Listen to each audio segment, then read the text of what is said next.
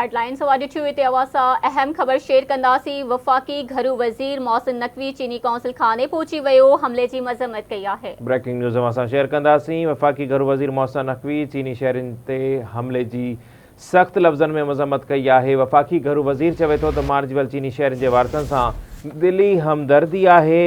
मोहसिन नकवी जो इहो चवणु आहे त इहो हमलो चीनी शहरनि न पर पाकिस्तान ते कयो वियो आहे। दुश्मन क़ाबिल एतमाद दोस्त मुल्क के शहरनि ते हमलो कयो आहे। दुश्मन के इन हमले जो सख्त जवाब दिनो वेंदो। ब्रेकिंग न्यूज़ है असां शेयर कंदासीं। वफाकी घरू वज़ीर मोहसिन नकवी चीनी कौंसिल खाने पहुतो है।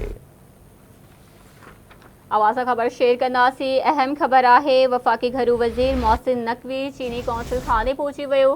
वफाकी घरू वज़ीर मोहसिन नकवी पारा चीनी शहरनि ते हमले की मज़म्मत कई है। अवा के आगाही दे रहा आहियूं। वफाकी घरू वज़ीर जो चवणु है त मार्जवेल चीनी शहरनि के वारिसनि से दिली हमदर्दी है। इहो हमलो चीनी शहरनि न पर पाकिस्तान ते कयो वियो है।